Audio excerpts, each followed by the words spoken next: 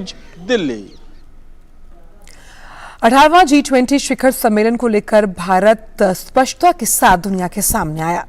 अभी तक हुई बैठकों में भारत ने दुनिया को समाधान देने की कोशिश की है। डिजिटल इंफ्रा से लेकर सोलर अलायंस जैसे भारत के कदम दुनिया को नया रास्ता दिखा रहे हैं। प्रधानमंत्री भी जहां विकासशील देशों को मुखर आवाज देने की कोशिश कर रहे हैं, तो वहीं समावेश और सहयोग से नया रास्ता बनाने की ओर आगे बढ़ रहे हैं। देखिए ये खास रिपोर्ट। G20 समूह आर्थिक सहयोग को बढ़ाने और उसकी गतिशीलता को बढ़ाए रखने पर जोर देता है।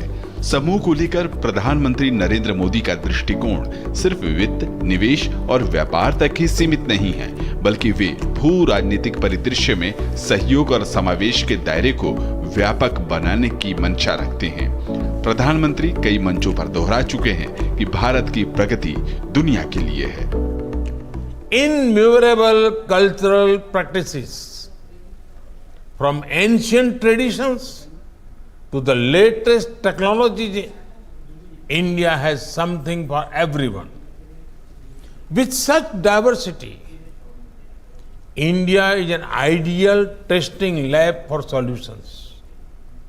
A solution that succeeds in India can be easily applied anywhere in the world. India is ready to share its experience with the world. We offered our CoWIN platform for global good during the COVID pandemic. We have now created an online global public digital goods repository, the India Stack. This is to ensure that no one is left behind. गर्म होती धरती, पिघलते glacier, घटता one क्षेत्र जलवायु परिवर्तन के दुष्परिणाम हैं। चुनौती बढ़ते उत्सर्जन की है। दबाव विकासशील देशों पर उत्सर्जन कम करने का है, जबकि इन देशों को वित्तपोषण और तकनीकी दक्षता की आवश्यकता है। दुनिया को गंभीर चुनौती से बचाने के लिए विकसित देशों का सहयोग जरूरी है। हमने G20 समिट के लिए दुनिया के सामने कहा है, one world, one family, one future, इस सोच को लेकर के चल रहे हैं। हमने क्लाइमेट को लेकर के दुनिया जो संकट से जूझ रही है, हमने रास्ता दिखाया है। लाइफ मिशन लॉन्च किया है, लाइफस्टाइल फॉर एनवायरमेंट।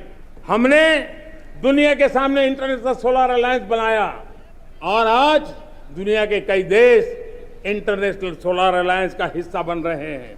हमने बायोडायवर्सिटी का महत्व देखते हुए बिग कैट अलायंस की व्यवस्था को हमने आगे बढ़ाया है। हमने प्राकृतिक आपदा के कारण, ग्लोबल वार्मिंग के कारण इंफ्रास्ट्रक्चर का जो नुकसान होता है, उसके लिए दूरगामी व्यवस्थाओं की जरूरत है और इसलिए coalition for disaster resilient infrastructure CDRI एक समाधान के रूप में दुनिया को दिया है। विश्व आज समुद्रों को संघर्ष का केंद्र बना रहा है, तब हमने दुनिया को सागर का प्लेटफॉर्म दिया है जो वैश्विक समुद्री शांति की गारंटी बन सकता है।